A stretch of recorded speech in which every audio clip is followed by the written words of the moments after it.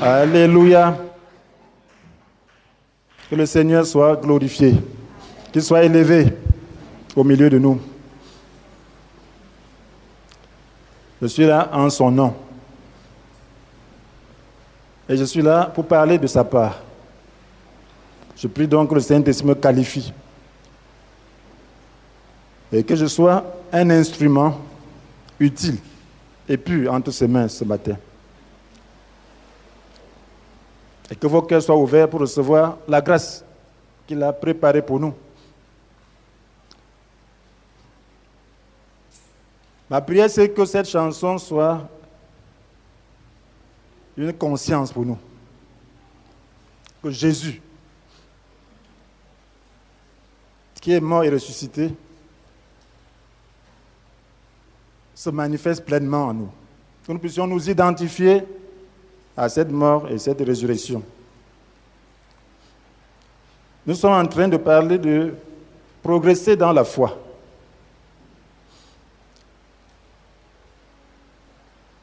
La fois passée, nous avons vu la première partie.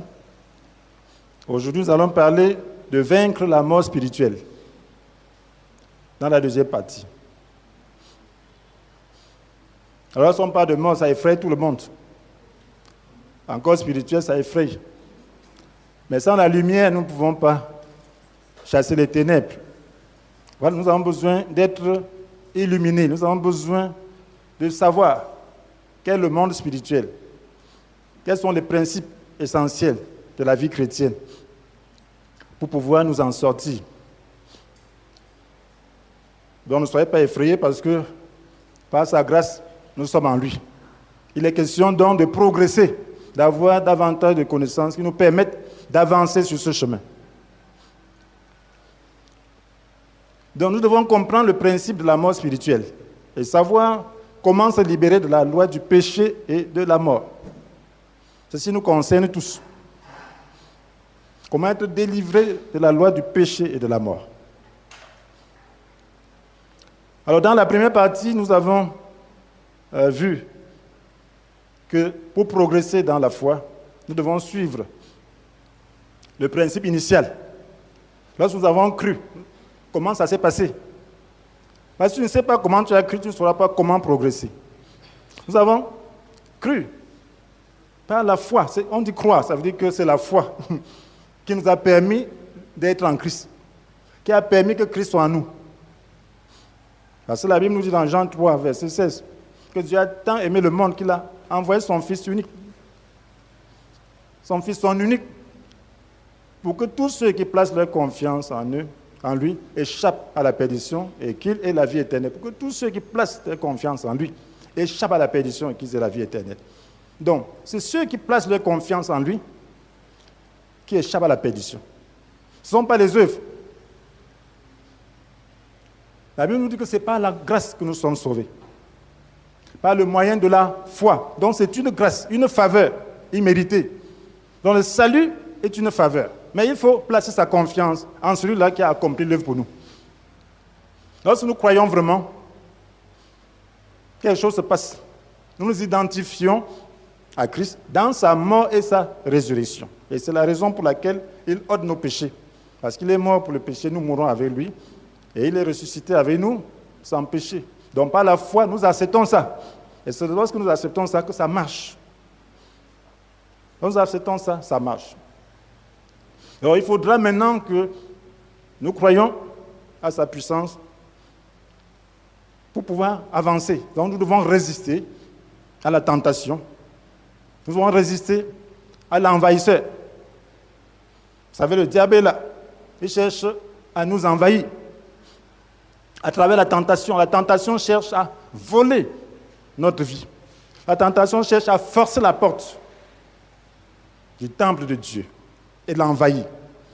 Donc nous avons vu que si nous résistons à la tentation, par la puissance du Saint-Esprit, pas en comptant sur notre seule volonté, pas en comptant sur notre seule force, mais en comptant sur le Saint-Esprit. En disant, Seigneur, tu m'as donné l'autorité, tu m'as donné ta puissance. Parce que la Bible nous dit clairement dans 2 Pierre chapitre 1, verset 3, que par sa puissance, Dieu nous a donné tout ce dont nous avons besoin, tout ce qu'il faut pour vivre dans l'attachement au Seigneur. Donc, pas sa puissance en effet. Dieu nous a donné tout ce qu'il faut. Donc, tu as tout ce qu'il faut, parce que tu as l'Esprit de Dieu. Donc, tu peux résister à la tentation. Tu n'es pas obligé de tomber dans la tentation.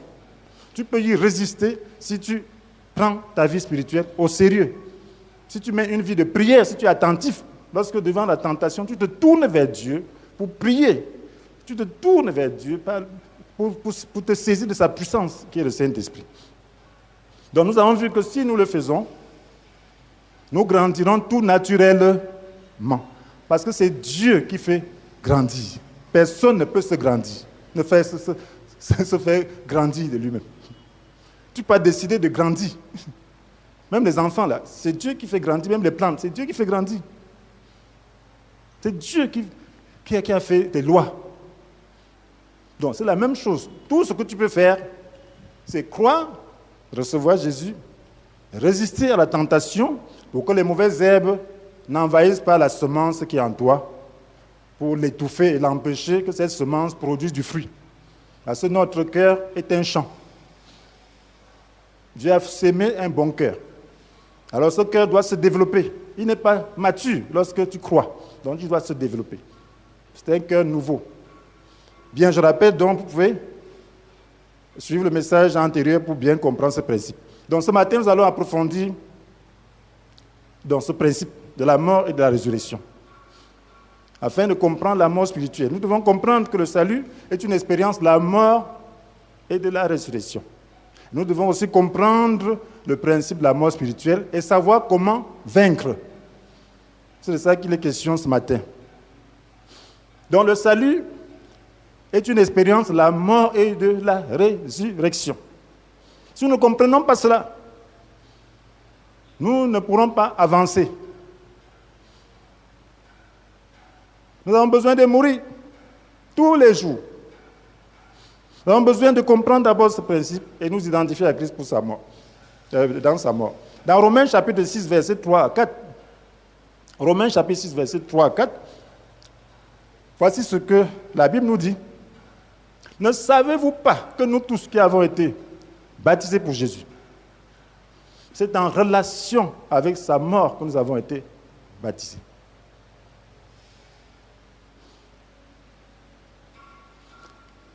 Nous avons donc été ensevelis avec lui par le baptême en relation avec sa mort.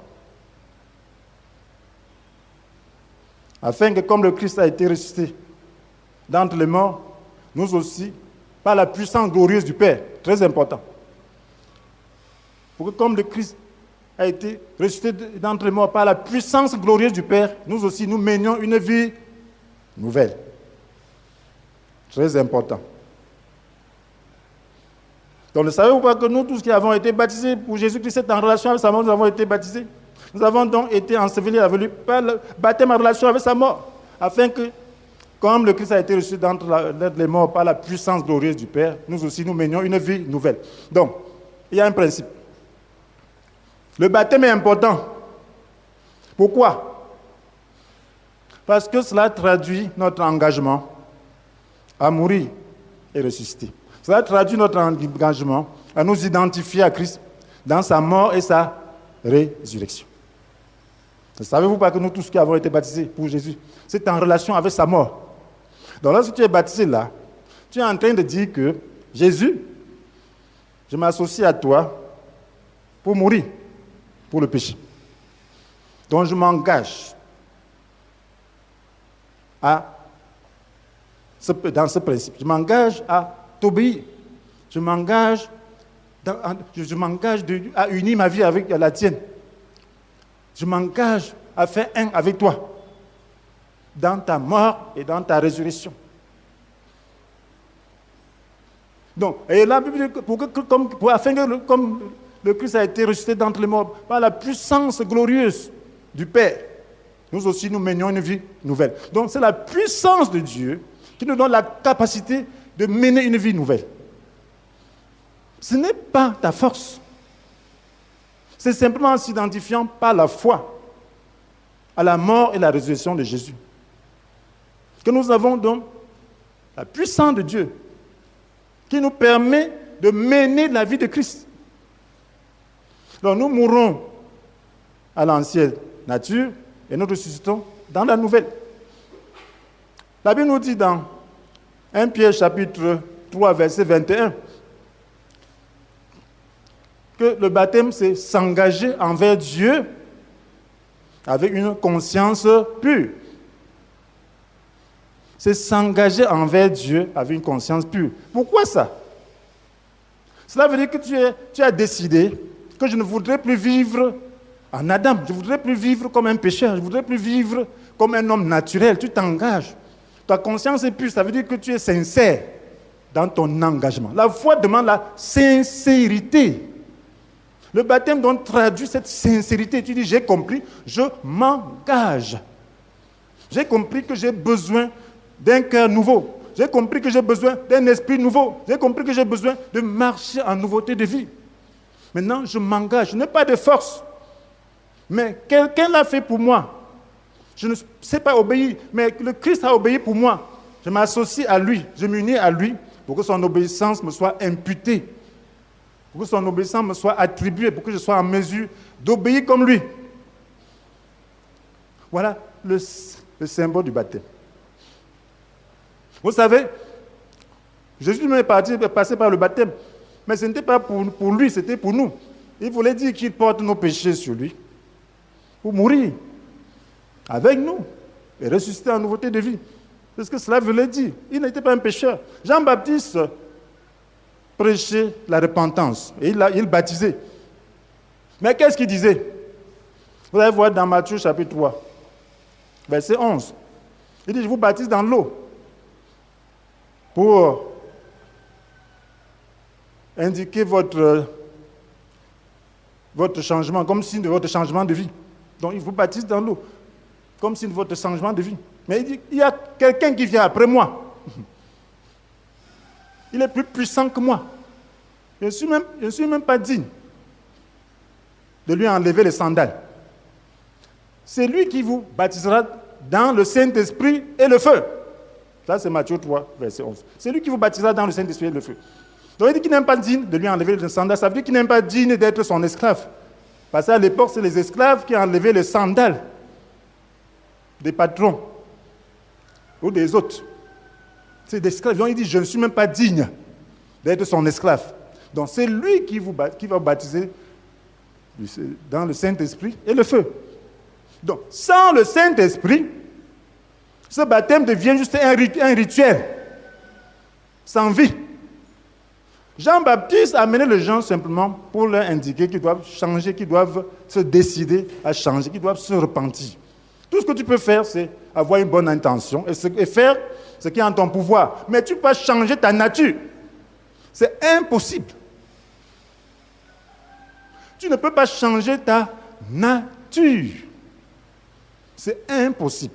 Jean-Baptiste ne pouvait pas changer la nature des gens. Il a amené beaucoup de gens à prendre conscience. Mais il ne pouvait pas changer. Voilà pourquoi il a dit, quelqu'un vient après moi. Et c'est Jésus. Pourquoi? Parce que seul Jésus pouvait libérer le Saint-Esprit. La Bible nous dit dans Jean chapitre 7, verset 37 à 39, qu'au dernier jour de la fête, Jésus s'est tenu là. Il dit que si quelqu'un a soif, qu'il vienne à moi. Et que celui qui croit en moi boive. Car comme le dit l'Écriture, des fleuves d'eau vive jailliront de lui. Et on dit qu'il dit cela, qu'il faisait référence à l'esprit qu'il allait donner à ceux qui croiraient en lui. Parce qu'en ce moment-là, l'esprit n'était pas encore donné parce que Jésus n'était pas encore entré dans sa gloire. Donc il fallait qu'il meure. Il fallait qu'il meure pour que l'esprit soit donné aux gens pour les transformer. Il dit que celui qui croit en lui, des fleuves d'eau vive jailliront de lui. Jailliront. On parle de l'esprit. Donc sans l'esprit, c'est impossible.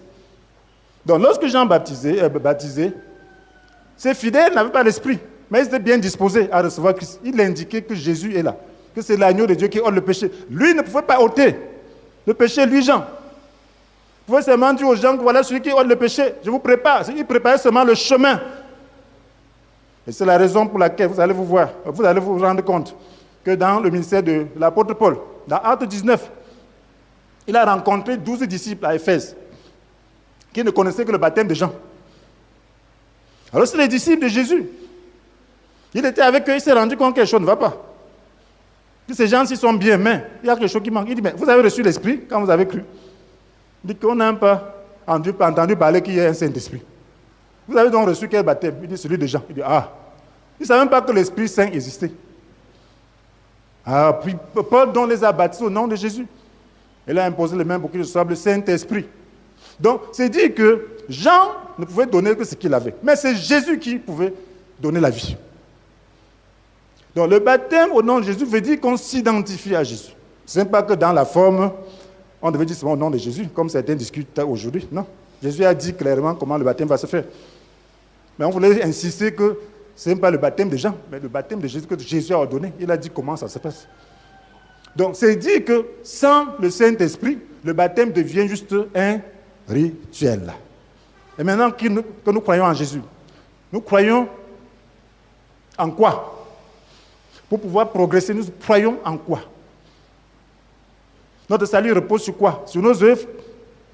Non. Notre salut repose sur les œuvres de Christ. Et si nous nous identifions à lui, dans sa mort et sa résurrection, alors nous allons voir la transformation dans notre vie. La foi chrétienne nous amène à obtenir un nouveau cœur comme promis. Et un nouvel esprit. C'est ce qui a été promis dans Ézéchiel 36. Et nous le faisons seulement en nous identifiant à Jésus-Christ. Donc lorsque nous croyons réellement, en toute sincérité, avec l'engagement de changer, alors la foi consiste à connaître un changement de nature et de comportement.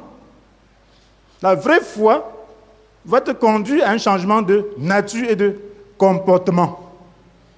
La vraie foi doit te conduire à mourir en Adam et à revivre en Christ. La vraie foi te conduit à mourir en Adam et revivre en Christ. Bien, si tel n'est pas le cas, on ne te dit pas de faire des œuvres pour cela, on te dit de croire.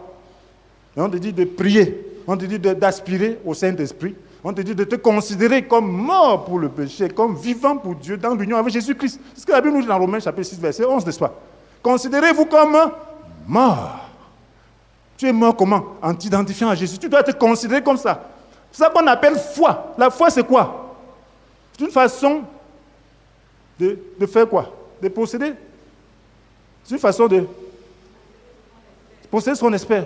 C'est la manière d'être sûr des réalités qu'on ne voit pas. Tu ne vois pas, tu ne sens pas, tu ne perçois pas, mais tu en es sûr.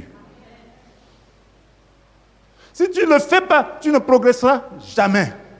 Le diable va toujours te dire que c'est ça, c'est ça, c'est ça. Ne regarde pas ce que le diable te dit. Regarde à ton engagement, regarde à la promesse du Seigneur et crois cela, prie et déclare cela et engage-toi. Vis cela. Résiste à ce qui veut t'empêcher de faire cela. Résiste au mal que Satan veut introduire en toi pour dire que c'est ton mal. C'est ce que le diable fait dans la tentation. Il te touche, il touche tes sens pour dire que tu es pécheur. Et lorsque tu dis que tu es pécheur, alors tu deviens alors pécheur. Il se moque de toi. Ah, il se moque de toi. Il entre, il t'envahit. C'est ça le principe de la tentation. Mais lorsque tu sais que tu es engagé vis-à-vis de Dieu, la tentation vient, quel que soit ce que tu sens, tu dis de toute façon, je suis déjà mort. Amen. Tu plais le sang de Jésus et tu confesses ce que tu es et tu crois ce que tu es. Tu refuses ce que le diable veut te faire croire que tu es. Et tu vas voir que ta foi va grandir. Et c'est le principe. Donc le diable trompe les gens. Donc, voilà donc, en réalité, frères et sœurs, le Saint-Esprit nous est donné pour accomplir notre engagement, pour accomplir notre espérance, pour accomplir ce que nous croyons. La Bible nous dit d'ailleurs dans Romains chapitre 8, verset 1 et 2. Plusieurs aiment le premier point. Il n'y a donc plus de condamnation pour tous ceux qui sont unis à Jésus. Il n'y a plus de condamnation. Mon frère, il n'y a plus de condamnation. Si tu es un vrai enfant de Dieu, tu n'es plus condamné. Ne vis pas selon ce que tu sens. Ne vis pas selon ce que le diable te met comme pensée. Vis selon ce que le Seigneur a dit et ce que tu crois. Et lorsque tu vas vivre ainsi, c'est là que tu seras dégagé de son pouvoir. Pourquoi? Parce que la loi de l'Esprit qui nous donne la vie dans l'union avec Jésus-Christ t'a libéré de la loi du péché et de la mort. La loi de l'Esprit de vie. L'Esprit établit sa loi en nous. Il y a la loi du péché dont il faut être délivré, il faut être libéré. Et c'est de ça qu'il est question aujourd'hui. Il faut être libéré de la loi du péché et de la mort. Parce que le péché, lorsqu'il s'empare de toi, c'est la mort. Mais l'esprit est l'esprit de vie. Ça veut dire que ça t'amène un comportement noble. Ça te donne la nature de Christ. Et tu as besoin de croire. Donc, en réalité, frères et sœurs, nous avons été programmés en Christ pour le bien. Mais en Adam, nous avons été programmés pour le mal.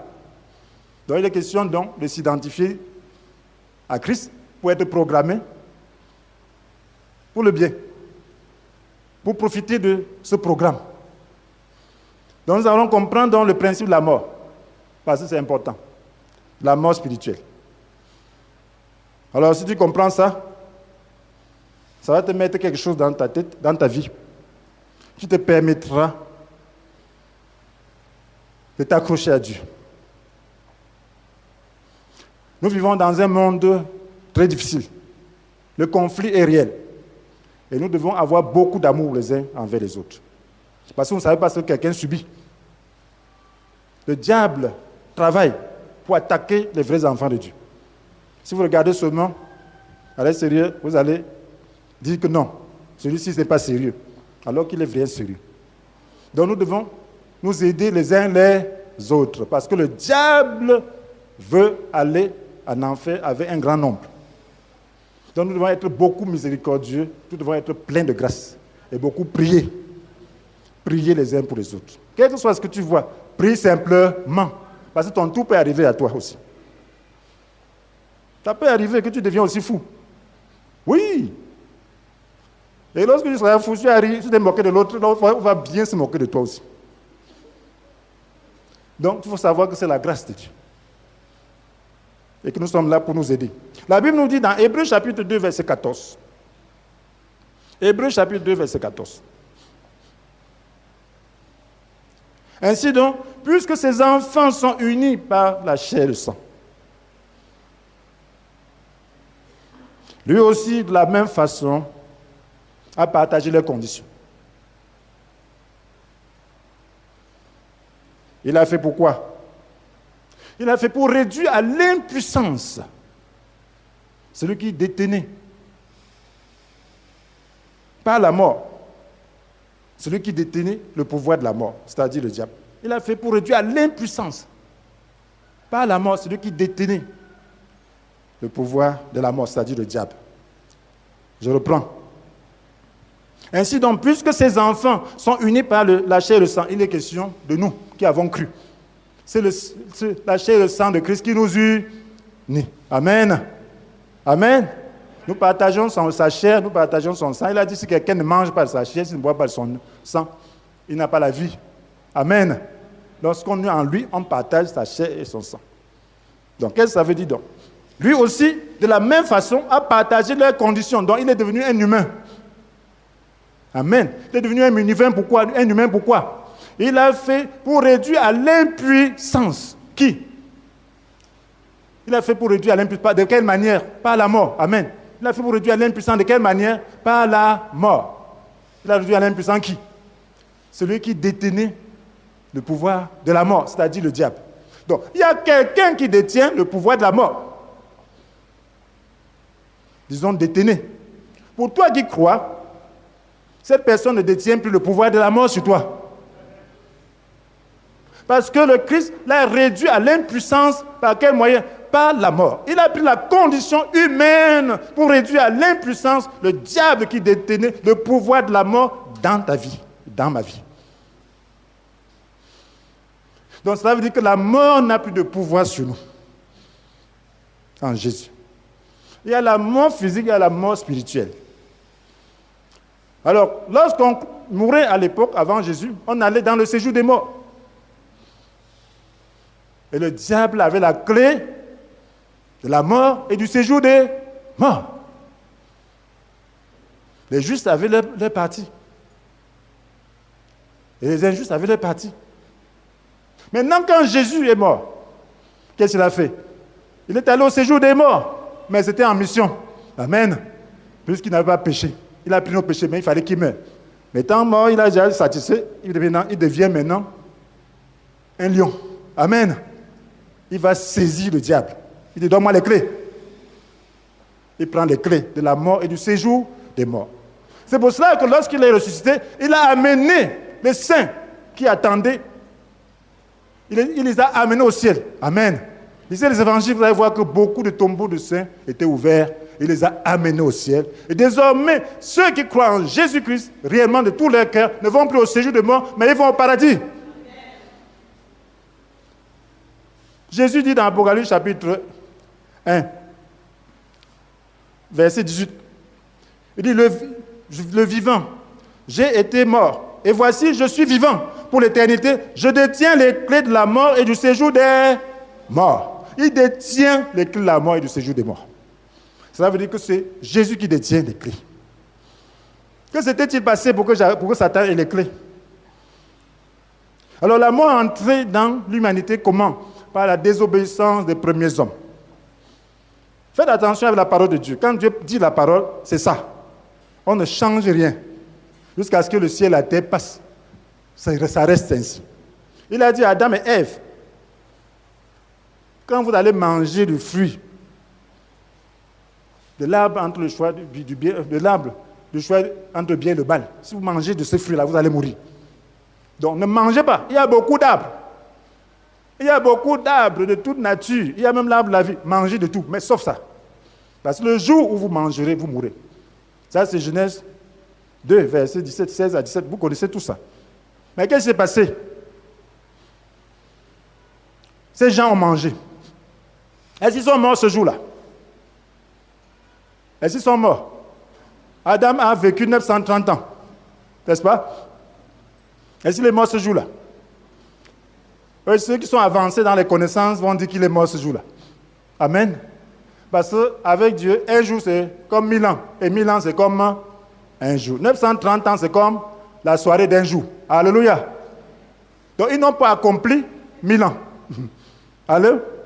Ils n'ont pas accompli 1000 ans. Donc ils sont morts ce jour-là. Mais il y a une mort spirituelle qu'ils ont connue le même jour. Alléluia.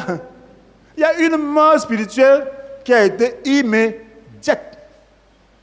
Cette mort spirituelle s'est manifestée comment? Par la conscience du péché.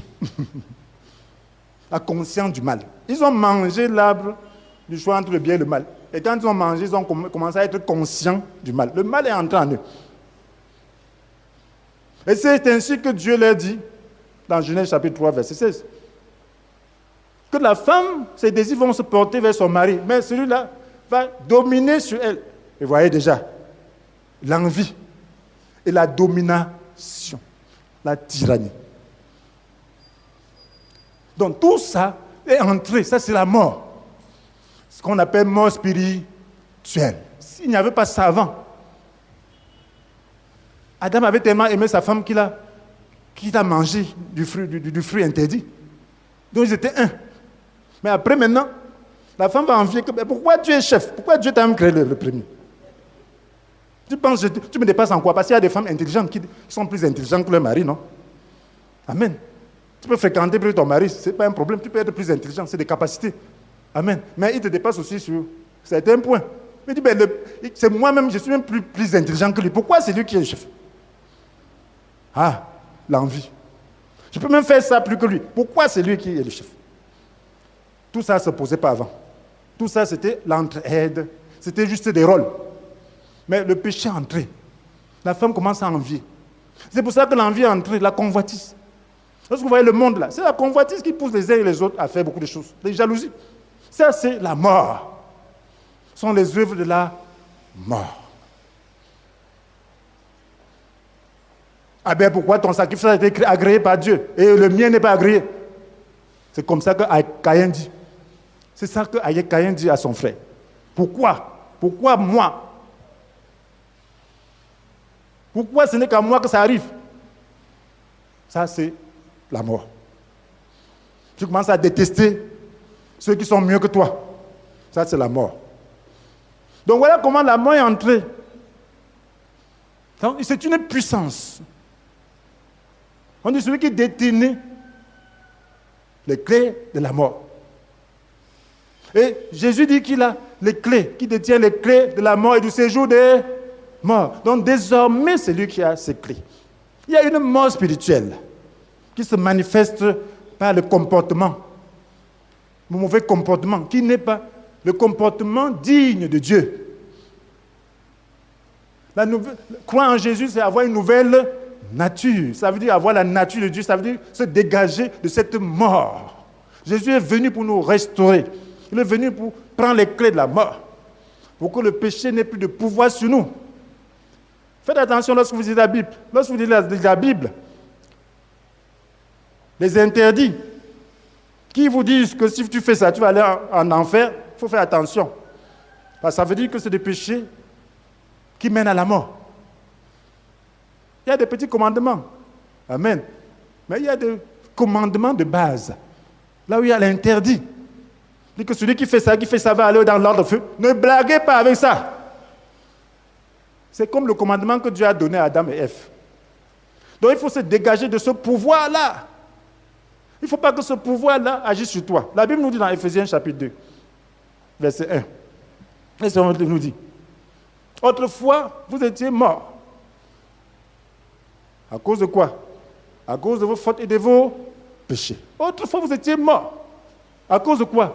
De vos fautes et de vos péchés. Ça veut dire que la mort, là, c'est la mort spirituelle. Depuis qu'Adam a péché, la mort s'est étendue sur sa descendance. Et ce n'est que par la mort que cette puissance peut être détruite. Nous avons lu tout à l'heure, il a fait pour réduire à l'impuissance, par la mort. Celui qui détenait le pouvoir de la mort, c'est-à-dire le diable. Donc Jésus a pris notre condition pour vaincre la mort, pour détruire, pour réduire à l'impuissance le pouvoir de la mort par sa mort. Et lorsque nous croyons en lui, le pouvoir de la mort est aussi détruit dans nos vies. Parce qu'il dit dans Éphésiens 2, verset 1 que j'ai cité, parce que ça vous conformiez votre manière de vivre à celle de ce monde. Et vous suiviez le chef de puissance spirituelle mauvaise. Voilà, c'est le diable qui est le responsable du mal. Lorsqu'on le suit, donc, c'est la mort. Donc ces œuvres, c'est les œuvres de la mort. Les œuvres de Christ sont les œuvres de la vie. Donc lorsque tu te dégages de son autorité, alors tu es vivant. Et tu peux pas te dégager autrement que par la vie et que par la foi en Jésus-Christ. Et lorsque tu crois donc en lui, tu fais l'expérience de la mort pour le péché et de la résurrection. Alléluia. Et là, le pouvoir du diable, le pouvoir de la mort est brisé dans ta vie. Oh, c'est très intéressant, mes frères et sœurs. C'est très important que nous comprenions ça. Vous voyez, frères et sœurs, la Bible nous dit, c'est Jésus qui le dit, dans Matthieu chapitre 16, verset 18. L'Église est constituée de tous ceux-là qui ont vaincu le pouvoir de la mort.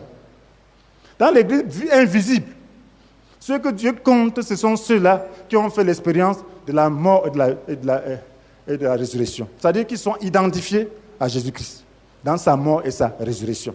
Jésus dit, disant à Pierre qui avait fait une belle concession, « Et moi je te déclare, Matthieu 16, verset 18, tu es Pierre, et sur cette pierre, j'édifierai mon église, contre laquelle la mort elle-même ne pourra rien. » Mon frère, si tu es un vrai enfant de Dieu, la mort ne pourra rien. La mort ici parle du pouvoir spirituel qui t'amène à faire le mal. Ça peut t'influencer, mais elle ne pourra rien contre toi. Elle ne pourra rien contre toi. La mort peut influencer un enfant de Dieu, mais la mort ne peut rien contre un enfant de Dieu qui croit. S'il croit vraiment, la mort ne pourra rien. Donc il y a des péchés de base. Il y a des péchés qui mènent à la mort. C'est ce que nous dit Jean. 1 Jean chapitre 5, n'est-ce pas? Verset 16. Il y a des péchés qui mènent à la mort. Jean dit que si on voit quelqu'un commettre un péché qui ne mène pas à la mort, compris pour ce frère Et Dieu lui donnera la vie. Il s'agit de ceux qui commettent des péchés qui ne mènent pas à la mort. Parce que les péchés qui mènent à la mort, il faut amener l'homme à la repentance. Amen. Il y a des péchés qui ne mènent pas à la mort. Il y a des péchés qui sont juste des comportements, des réactions qui sont humaines, qui relèvent de la nature humaine. Mais il y a des péchés qui mènent à la mort. Ça veut dire que tu t'engages, tu t'es laissé influencer et tu commences encore à vivre comme avant. Tu commences à entretenir les péchés que Dieu dit, si tu commets ça, tu vas aller en enfer. Tu commences en toute bonne conscience. Là, tu commets un péché qui mène à la mort. Parce que si tu continues comme ça, tu seras au pouvoir du diable. Ça veut dire que le diable a repris l'autorité sur toi. Et si tu mets ensemble, tu iras au séjour des morts. C'est pour ça que beaucoup de chrétiens se retrouveront au séjour des morts. Et c'est une révélation que Dieu m'a donnée il y a 30 ans. J'ai souvent attendu que les gens confirment, je n'ai jamais vu la confirmation. Jusqu'à ce que Dieu me rappelle, il me montre encore dans la Bible.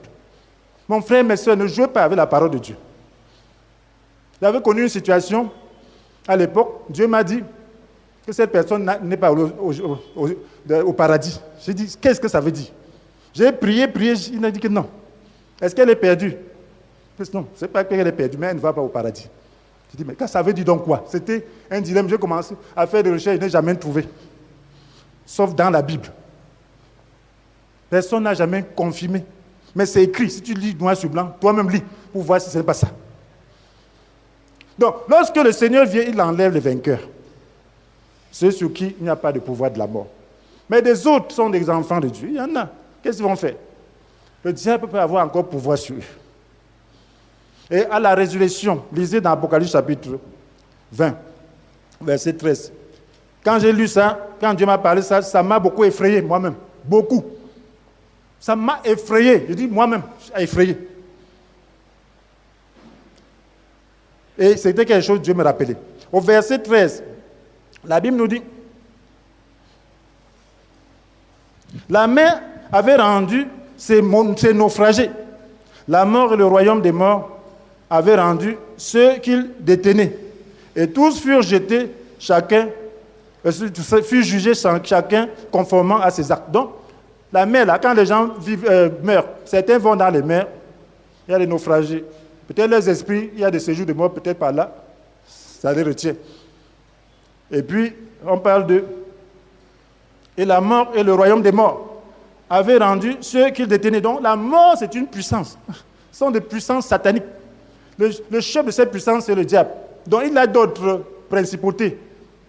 Donc, ces principautés-là, c'est la mort. Donc, leur activité, c'est entretenir le mal et à capturer ceux-là, les retenir. Comme ça, quand ils perdent leur corps, il leur appartient. Il les amène dans le séjour des morts. Il les retient jusqu'à la fin, où eux-mêmes seront jetés dans le lac de feu. Et si parmi ceux-là, il y a des gens qui ont cru, peut-être on va voir leur nom dans le livre de vie. Faites attention. Ne soyez pas tourmentés ici et vous êtes encore tourmentés après la mort. Je dis, je ne veux pas que la mort ait un pouvoir sur moi. Parce que si le diable a le pouvoir sur toi maintenant, qu'est-ce qui garantit qu'il n'aura pas le pouvoir sur toi après? C'est une puissance. Donc, quand tu vis délivrant dans le péché, fais attention, mon frère, ma soeur. Parce que c'est par ça que le diable a pouvoir. Ça veut dire que le diable, ça veut dire que tu ne connais pas la mort et la résurrection. Donc tu dois faire attention. Ne fais pas que les anges commencent à venir vouloir prendre ton esprit, il n'y a pas possibilité. Vous savez comment les anges ont lutté, bagarré pour récupérer le corps de Moïse. Donc fais attention. Le diable sait réclamer ses droits. Et il ne blague pas avec ses droits. Donc nous devons croire et vraiment être sérieux en ces jours-ci. Pour ne pas vous retrouver au ciel, mais tel est où? Dès qu'il est au séjour du monde, ben, ce n'est pas vrai. Non, frère, que ça ne soit pas ici. J'ai dit que ça ne soit pas ainsi pour moi. Amen. Comprenez bien. Puis la mort, au verset 14, et le séjour des morts furent précipités dans les temps de feu. Vous voyez, la mort, là, c'est une puissance. Et le séjour des morts, c'est une puissance. Ce sont des puissances. C'est pour cela qu'on les a jetés dans le lac de feu. Ce sont des puissances qui retiennent les âmes. D'abord, le diable, on l'a lié pour jeter dans le lac de feu. Et maintenant, les gens ont ressuscité. Et puis, ainsi de suite, on lit seulement le nom. Mais avant ça, ceux qui ont été enlevés jouissent déjà avec le Seigneur. Ils ont déjà gouverné pendant 1000 ans. Amen. Ils sont allés au paradis, ils sont revenus avec le Seigneur gouverner pendant 1000 ans. Mais les autres sont là pour attendre, est-ce que je serai mon nom et même là-bas? Ça sera encore quand il est tourmenté par les démons. Est-ce que c'est normal ça? Prenons la foi au sérieux. C'est la lumière. J'ai dit, même si personne ne confie, moi je vais dire la vérité. Parce que je ne veux pas que je connaisse une vérité, je la garde. Je vous dis la vérité que j'ai reçue il y a 30 ans. Et je l'ai reçue par révélation. Donc, et c'est maintenant là que tu dois comprendre. Voilà pourquoi la Bible nous dit, celui qui s'adonne au péché appartient au diable. C'est écrit noir sur blanc, non? 1 Jean chapitre 3, verset 8. Celui qui s'adonne, ça veut dire que celui en qui le péché a un pouvoir. Le péché a un pouvoir. Quand on dit que si tu fais ça, tu n'es pas un enfant de Dieu. Le péché a un pouvoir. On dit il appartient au diable. Que vous le vouliez ou pas, c'est écrit. Ça veut dire que appartient au diable, ça veut dire que tu suis le chef de puissance spirituelle mauvaise. Ça veut dire que la mort a encore le pouvoir sur toi. La mort spirituelle, ça veut dire que cette puissance-là, le diable a encore autorité sur toi. Et si tu pars d'ici, c'est lui qui va réclamer que c'est à moi. Ne blaguez pas. Il va dire aux anges, ne blaguez même pas. Ici, là, c'est ma chose. Ne faites pas, il faut faire attention. Ça, c'est la fin des temps. Et suivez celui que vous voulez suivre. Lisez vous-même la Bible et priez. Mais j'ai le devoir, la responsabilité de dire la vérité. C'est la vérité qui libère. Il y a des démons qu'on passe de temps à chasser simplement parce que le diable a un pouvoir. Le diable a un pouvoir. Il faut t'abandonner à Dieu, toute ta destinée. Celui à qui on a beaucoup pardonné doit aussi beaucoup aimer. Si tu as un problème spirituel, le seul moyen d'être vraiment délivré à franchir le pouvoir des ténèbres, c'est de t'abandonner complètement à Dieu. Seigneur, ta volonté non plus la mienne. Tu t'abandonnes, tu oublies tout ce qui existe sur la terre. Tu t'abandonnes à Dieu. Tu te donnes à ce Seigneur. Alors la puissance du Seigneur, la résurrection, va te ramener et te restaurer tout ce que tu as perdu. C'est le seul moyen, mes frères et sœurs. Donc, frères et sœurs, comment vaincre donc? Nous avons parlé de ça, comment vaincre? Ça m'a effrayé. C'est sûr, ça t'effraie aussi. Il faut que ça t'effraie. Dieu n'est pas là pour agir par la peur, mais ça te permet d'agir, de t'accrocher à Dieu et de ne plus blaguer. Amen. Dans la parole, il n'y a pas seulement que ceci, c'est Dieu à moi. Il y a aussi Dieu qui prend le fouet. Il y a aussi Dieu qui menace. Mais on ne vit pas sous la menace, mais on vit dans la confiance. C'est notre Père. Mais il doit nous dire la vérité. Il avait dit la vérité à Adam et Ève. Et s'il dit la même chose aujourd'hui, il parle comme s'il blaguait. Ce n'est pas la blague. Quand tu regardes comme ça, la loi de Dieu, ce n'est pas sentimental. Dieu n'a pas de sentiments. Il n'est pas sentimental. Il a des règles. Dès que tu satisfais à ça, ça va. C'est comme le guichet automatique. C'est la même chose avec Dieu. Si tu ne le satisfais pas, quel que soit ce que tu vas faire, tu vas dire, j'ai chassé de moi en son nom, j'ai fait ci. Il va dire, je ne te connais pas. C'est des règles. Pas de sentiments, je ne te connais pas. Tu as fait ça pour moi, bien sûr. C'était pour toi, ce n'était pas pour moi. Moi, je ne te connais pas quand les gars ne te voient pas. Ils ne jouent pas. Et c'est les disciples eux-mêmes disaient ça. Que Dieu ne fait acception de personne. Eux-mêmes craignaient. Les apôtres, lorsqu'ils parlent, ils ne s'amusent pas. Eux qui ont été avec Jésus, ils ont vu la place de Judas. Ils ont dit, hey, Judas qui avait la confiance de Jésus, là, s'il va en enfer, ça veut dire que c'est sérieux. Il faut qu'on ne blague pas. Il a mangé avec Jésus, il s'est couché avec Jésus. Mais après, il est allé en enfer. Donc tu peux être dans la maison de Dieu, tu fais beaucoup de choses, après tu te retrouves au séjour des morts. C'est pas beau. C'est pas bien. On n'a qu'une vie. Je préfère tout perdre et aller au ciel. Parce que ici, là, c'est peu de temps. On vit combien de temps? Mais commencer à être entre les mains des démons, vous savez ce que c'est que les démons? Vous savez ce que c'est. Ça dit qu'ils ne veulent que le mal et le mal et le mal et le mal. Ils vont te tourmenter. Tu vas maudire Dieu même dans ce lieu-là. Je vous assure. Donc il faut tout faire pour ne pas te retrouver entre les mains des démons. Parce que ils ne blaguent pas. C'est leur activité. C'est leur nature. Donc il faut aller avec le Seigneur. Et là, ce n'est pas la grâce. On n'est pas en train de commencer à te mettre des règles et des lois. Là, tu es en train de te lier peut-être pour aller en enfer. Il ne faut pas te priver de la grâce. Nous avons vu que le progrès se fait par la foi. Il faut être sérieux. Amen. La discipline est importante. Mais la nature, c'est ça que Dieu veut. La transformation, ça ne peut se faire que par le Saint-Esprit. Donc, comment le diable parvient à nous capturer? Comment vaincre? Alors, le diable nous capture comment? Par la tentation. Lorsque nous avons des problèmes, des épreuves, c'est là qu'il se présente. Lorsque tu as peut-être des petits problèmes avec ton frère, c'est là que le diable se présente. Il te donne des pensées. Il touche tes sentiments. Il dit, il est très méchant. Tu ne vois pas ceci, tu ne vois pas cela. Et si tu acceptes ça, il va venir. Il va t'enseigner, t'instruire et chercher à reconquérir le terrain qu'il avait perdu. Voilà pourquoi dans la tentation, lorsque tu souffres, tu peux être un enfant de Dieu, mais tu ne vois pas du bien. Les choses sont difficiles. Tu dis, mais pourquoi moi et non les autres aussi? C'est la tentation. C'est ce que tu dois faire. La Bible nous dit que lorsque tu souffres, que tu fasses quoi? Qui sait? Quelqu'un parmi vous passe par la souffrance? Qu'il prie. Amen. N'échappez pas à cela.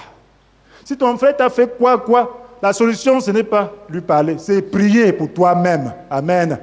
Pour toi-même. Sache que le tentateur est en train de te capturer. Ce que tu vois ensemble là, ce n'est pas la réalité. C'est la mort qui est en train de s'emparer de toi. Il est en train de vouloir s'emparer de toi. Voilà pourquoi, mon frère, lorsque quelqu'un a des difficultés, tu dois prier pour lui. Amen. Ça ne sert à rien. Il y a des gens qui viennent enfoncer les autres. Ils ont des difficultés, ils disent oui, le frère là a mal fait. Ils essaient de te calmer avec des sentiments. Ce n'est pas ça, ça ne va pas t'aider. Ça ne t'aide pas à te dégager du pouvoir de la mort. Tu dois plutôt être véridique avec cette personne et l'aider, et l'aimer, et lui dire la vérité qui va l'orienter pour que la prière passe. La Bible nous dit, qu'en ce qui concerne le Christ, Dieu nous a donné la grâce non seulement de croire en lui, mais encore de souffrir pour lui. Ça, c'est Philippiens 1, verset 29. Est-ce que vous connaissez ces paroles?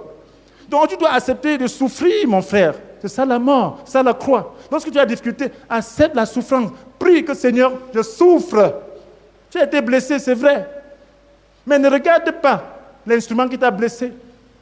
Regarde à celui-là qui veut récupérer ton âme. Regarde à ce pouvoir-là qui veut te changer, qui veut changer ta nature. Ce pouvoir-là est en train déjà de te dire que ce frère-là n'est pas bien. Ça, c'est déjà, il est en train d'insinuer déjà la haine contre ce frère, qui est un péché fondamental, mon frère. Ce frère peut aller au ciel et toi, tu vas en enfer dans le séjour des morts. Parce que le diable a eu le pouvoir sur toi. La haine a conduit les gens dans le séjour des morts. La haine est un péché fondamental. Ne permets jamais à la haine de t'effleurer. Aime, même si tu vas souffrir, prie. Et la grâce, c'est aussi pour souffrir. Et cette souffrance-là, c'est de la croix. Lorsque tu souffres, dis Seigneur, donne-moi la grâce. Le Saint-Esprit est là pour ça. Voilà pourquoi on l'appelle consolateur. Si tu ne vis pas ainsi, tu ne feras jamais du progrès spirituel. Le diable connaissant ton point faible, va toujours t'attaquer à ce niveau. Jusqu'à ce que tu acceptes la mort. La mort. Un cadavre, tu tapes, il ne réagit pas. C'est ce qu'on appelle mourir. Mais quand tu commences à parler, tu n'es pas mort. C'est là. Ça veut dire que Dieu a révélé que tu n'es pas mort. Comment ça, tu n'es pas mort? Ton problème n'est pas quelqu'un, c'est toi-même. Si tu mourais, il n'y aurait aucun problème. Cherchez le problème en vous-même. Ne cherchez pas à aggraver le problème, contaminer les gens avec le péché, parce que celui qui fait augmenter le péché, alors là, c'est très grave. Tu ne dois pas partager le péché, tu dois plutôt détruire le péché. Parce que ceux qui seront grands, ce sont ceux-là qui auront amené un grand nombre à être justes, pas amener un grand nombre à être injustes. Quand tu es en train de partager la tentation, alors là, c'est dangereux. Si tu es tenté, ne permets pas que ton frère soit tenté comme toi. Amen. Garde ça, gère ça. Si tu dois t'enfermer dans la chambre, prie jusqu'à ce que tu meurs. Et ne sors pas de paroles négatives contre les gens. C'est que le diable est en train de te posséder. Le diable est en train de travailler. Le pouvoir de la mort est en train de travailler sur toi. Accepte de mourir, mon frère, ma soeur. Dans Romains chapitre 8, verset 1 et 2. Donc, c'est par le Saint-Esprit. Il n'y a plus donc de condamnation pour ceux qui sont unis à Jésus-Christ. Quand la loi de l'Esprit qui te donne la vie dans l'union avec Jésus-Christ, tu as libéré la loi de la mort et du péché. Et au verset 13, qu'est-ce que la Bible nous dit dans Romains chapitre 8, verset 13? Si vous vivez à la manière de l'homme livré à lui-même, vous allez mourir. La mort, c'est la mort spirituelle. Mais si par l'Esprit, vous faites mourir les actes mauvais que vous accomplissez dans votre corps, vous vivrez par l'Esprit. Ça veut dire que plus tu es éprouvé, plus tu dois prier pour rechercher l'Esprit qui va détruire le mal en toi, qui va faire mourir ce mal en toi. Et lorsqu'il s'installe déjà, c'est très dangereux, très difficile. Mais ne permets même pas donc qu'il s'installe en toi. Ne permets pas. Ne permets pas, n'écoutez pas n'importe quoi. Parce que tout le monde n'a pas la force. Lorsqu'une flèche, mauvaise flèche, entre, pour sortir ça, tu vas souffrir davantage. Mieux vaut ne même pas écouter. N'écoutez pas tout ce qui se dit. Et nous devons être disciplinés dans ce que nous disons. Ce qui est négatif, tournons la langue 5 fois. Pour ne pas induire un autre, pour ne pas détruire un autre. Parce que lorsque tu détruis quelqu'un, tu deviens responsable de ses souffrances. Donc la langue là, la Bible nous dit, lorsque nous réunissons, nous devons, si tu as la possibilité de dire quelque chose qui va édifier les autres, c'est de conduire. Ne dis jamais ce qui va abaisser quelqu'un. Tu vas plutôt dire ce qui va nourrir la foi. Parce qu'une fois que tu ouvres cette fenêtre, le diable a le pouvoir, la mort, tu ne te contrôles plus toi-même. Et tu ne contrôles plus personne. Et là, ce sera une défaite. Frères et sœurs, voilà donc la situation. Qu'est-ce que nous devons faire? C'est accepter, mourir et ressusciter par la foi, en se disposant, en nous offrant au Seigneur, en croyant et en faisant le combat de la foi, en refusant de haïr, en refusant de ne pas aimer, en supportant, quelles que soient les injustices que nous pouvons subir. Sachez que le diable est là pour chercher à nous récupérer, à nous remettre sous son pouvoir. Refusons. Voyons la vie là. Que ce soit cette vie-là qui nous galvanise, qui nous dit non. Au lieu d'aller au séjour du monde, mieux vaut que s'ouvre pour aller au ciel. Et tu cherches l'esprit par rapport à ça. Donc, et toi qui n'as pas encore accepté Jésus pour t'identifier à lui dans sa mort et sa résurrection, afin de briser le pouvoir du péché dans ta vie. Alors tu n'as pas encore accepté Jésus. Ça veut dire que tu as besoin de l'accepter pour passer par sa mort et sa résurrection, pour que le pouvoir du péché soit brisé dans ta vie. Quand tu crois avec cette espérance, alors le péché s'en va, tu ne sais pas comment. Je ne sais plus pécher, c'est plus possible. Ce n'est pas possible pour moi. Parce que c'est une autre nature. Avant pécher, c'était normal. Mais je ne peux plus. Parce que j'ai la nature de Dieu. Je peux être tenté. Mais je ne pourrai pas pécher. Parce que la nature. Je n'aime plus cette nature-là. Mais avant, il y avait le désir. Et maintenant, non. Donc, le pouvoir du péché est brisé dans ta vie. Et si tu veux maintenant que ce pouvoir soit brisé dans ta vie, toi qui ne le connais pas encore, alors accepte Jésus. Et si tu veux l'accepter, prends ton engagement dans ton cœur. Sois sérieux. La Bible dit que le baptême, c'est s'engager envers Dieu avec une conscience pure. Ça veut dire que tu es conscient que tu ne veux plus vivre dans le péché.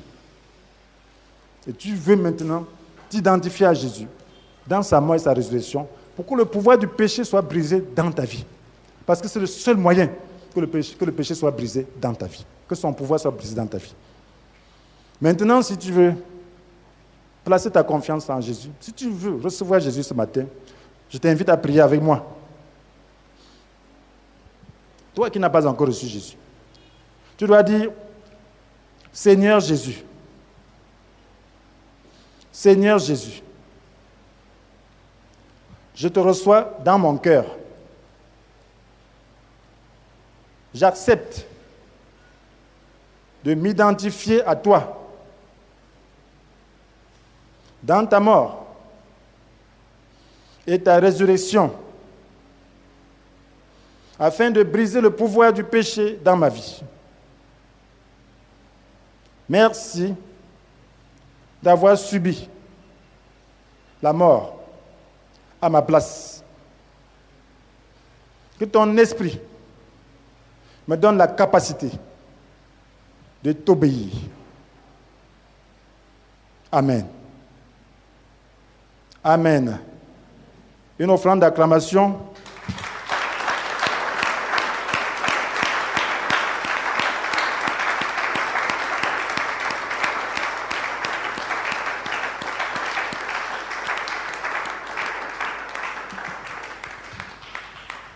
Mon frère, ma sœur, est-ce que nous pouvons maintenant prier le Seigneur? Personne n'est fort. C'est la foi. Et notre Seigneur est bon. Tout ceci est dit pour réveiller notre volonté et nous amener à une plus grande discipline. Parce que nous vivons dans un monde très, très difficile. Mais il est possible de vivre dans la sainteté dans ce monde. Parce que la grâce de Dieu surabonde dans ce contexte. Parce que le Seigneur dit que là où le péché a abondé, la grâce a surabondé. Donc la grâce est surabondante. Et nous avons besoin d'être incités pour pouvoir nous saisir de cette grâce. Vous savez, c'est quand il y a un défi que l'homme donne le meilleur de lui-même.